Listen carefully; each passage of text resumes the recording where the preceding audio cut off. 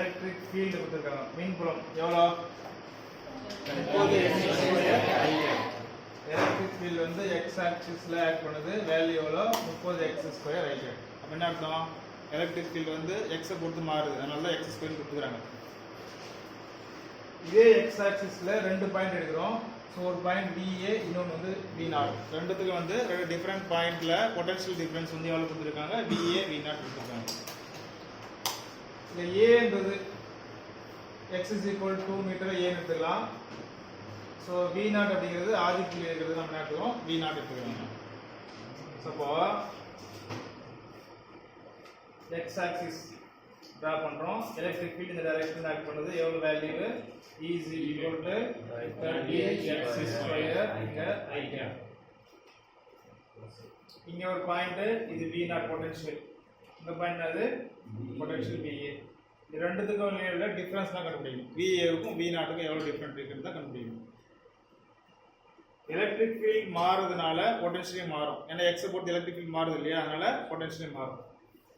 Electric ஃபீல்டுக்கும் potential டிஃபரன்ஸ்க்கும் என்ன equations நம்ம use பண்றோம்? E is equal to minus சத்தமா minus dv by dx. E is equal to minus dv by dx. நமக்கு என்ன தேவை?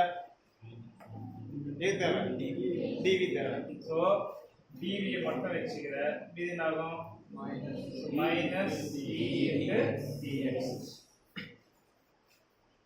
So potential difference தேவை. So integration பண்றோம். So potential difference B is equal to dx உடைய value எப்படி variation ஆகுது? ஒரு பாயிண்ட் 0, இன்னொரு point 2.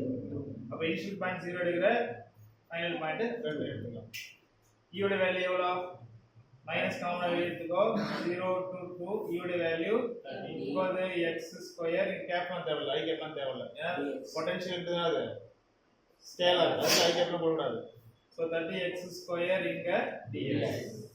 So v is equal to minus 30x square integration பண்றேன். என்ன வரும்? x square integration பண்ணா s cube by 3 இல்லையா? So 30x power 3 divided by 3. lower 0 upper 2.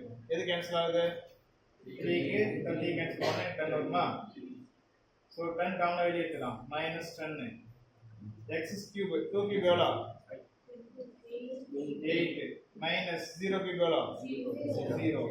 அப்ப 8 minus 0 0 னா என்ன ஆகுது? minus 84. அப்போ dv உடைய வேல்யூ, அது பொட்டன்ஷியல் டிஃபரன்ஸ் v உடைய வேல்யூ எவ்வளவு நமக்கு? minus 84.